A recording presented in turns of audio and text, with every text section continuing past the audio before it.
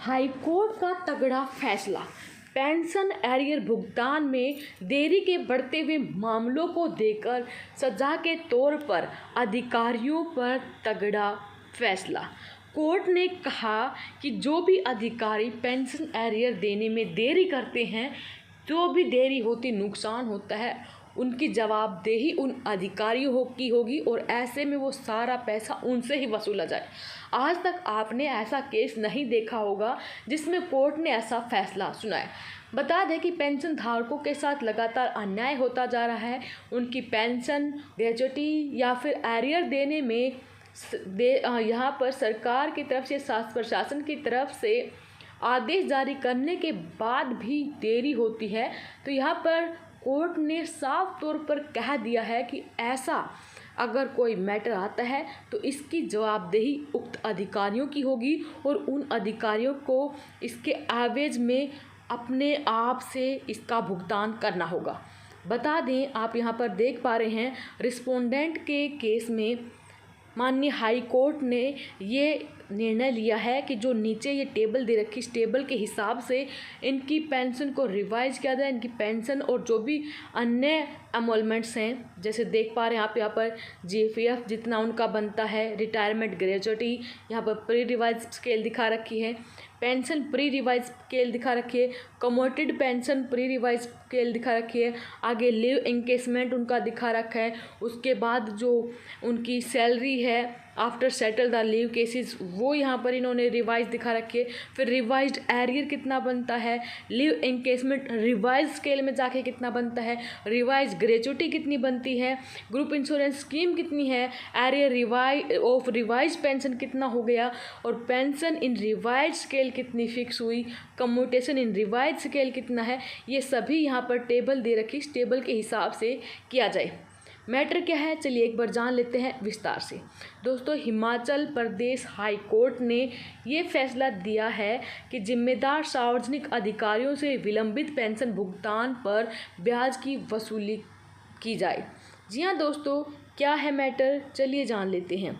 तो सबसे पहले हिमाचल प्रदेश हाई कोर्ट ने इस बात पर जोर दिया है कि पब्लिक अथॉरिटी को अपने कर्तव्यों को पूरा करने में देरी करने के लिए जवाबदेह ठहराया जाना चाहिए। उन्हें खासकर सरकारी कर्मचारियों को रिटायरमेंट बेनिफिट के शीघ्र वितरण के संबंध में जवाबदेह होना चाहिए। जस्टिस संजय सत्यन वैद ने कहा कि इस प्रकार की पब्लिक अथॉरिटीज़ फंड को ट्रस्ट में रखते हैं। उन्हें अनुचित जो देरी है उसके माध्यम से पब्लिक फंड को बर्बाद करने की अनुमति नहीं दी जानी चाहिए, क्योंकि सार्वजनिक कल्याण कार्यक्रमों को महत्वपूर्ण रूप से प्रभावित करता है। ये टिप्पणियां उस मेडिकल अधिकारी की याचिका की सुनवाई के दौरान हुई जो सार्वजनिक सेवा में लगभग 3 दशक से काम करने के बाद 14 अगस्त 2021 को रिटायर हुए थे। केंद्रीय सिविल पेंशन नियम 1972 के अनुसार वो विभिन्न रिटायरमेंट बेनिफिट प्राप्त करने के हकदार थे, जिसमें पेंशन, ग्रेच्युटी, अवकाश, नकदीकरण काफ़ी शामिल थे। हालांकि याचिकाकर्ता को 8 अप्रैल 2022 को अदालत का दरवाज़ा खटखटाने के लिए मजबूर होना पड़ा, क्योंकि 8 महीने के कठिन इंतजार के बाद भी उन्हें बकाया नहीं मिला। जस्टिस वैद की चिंता व्यक्त करते हुए उन्होंने कहा कि याचिकाकर्ता को अपनी फुल रिटायरमेंट बेनिफिट हासिल करने के लिए रिटायरमेंट के बाद 2 साल तक इंतजार करना पड़ा। इसमें कहा गया कि लगभग 29 वर्षों तक सेवा देने के बावजूद याचिकाकर्ता की रिटायरमेंट की बकाया राशि का भुगतान नहीं किया गया। साथ ही सरकार उनके भुगतान के लिए कोई स्पष्ट समय सीमा भी नहीं दे पाई। पीठ ने टिप्पणी की, जो तस्वीर उभर कर सामने आती है वो काफ़ी निराशाजनक है, दर्दनाक है। याचिकाकर्ता के रिटायरमेंट को 2 साल बीत चुके हैं, उन्हें आज तक पूरा बकाया नहीं दिया गया, भी उन्हें काफ़ी रकम चुकानी बाकी है। सरकार अभी तक उस समय के बारे में नहीं बता रही कि किस समय सीमा तक उनको दिया जाएगा जिसके भीतर वो दायित्व का निर्वहन कर पाएगी। अदालत ने डॉक्टर ए सेल्वराज बनाम सीबीएम कॉलेज और अन्य 2022 का भी हवाला दिया, जिसमें अदालत ने फैसला सुनाया था कि जो भी रिटायर्ड कर्मचारी भुगतान में देरी के लिए जिम्मेदार है वो विलंबित भुगतान के ब्याज का हकदार होगा।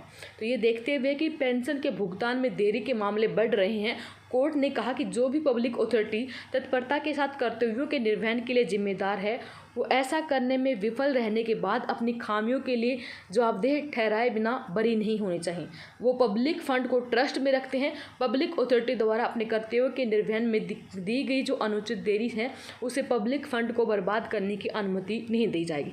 तो साफ तौर पर कोर्ट ने कहा जो भी पेंशन मामलों में भुगतान में देरी करता है वही सार्वजनिक अधिकारी जो देरी के लिए ब्याज देना होता है उस ब्याज को देने का हकदार होगा। मतलब वो ब्याज उसी सार्वजनिक अधिकारी से वसूला जाएगा। तो ऐसे केसेस जब उभर के आते हैं तो पेंशन धारकों को एक राहत मिलती है। अगर उनकी पेंशन भुगतान में देरी होती है तो इसकी जवाबदेही सरकार अब तक नहीं दे रही थी। अब यहाँ पर कोर्ट ने साफ तौर पर कह दिया कि जो भी अधिकारी इसके लिए जिम्मेदार होगा ब्याज उसी से वसूला जाएगा। इसके बाद शायद कोई अधिकारी ऐसा करेगा, पेंशन मामलों में देरी नहीं होगी और जल्द से निपटारे किए जाएंगे। वीडियो अपने साथी दोस्तों के साथ जरूर शेयर करें। धन्यवाद। जय हिंद, जय भारत।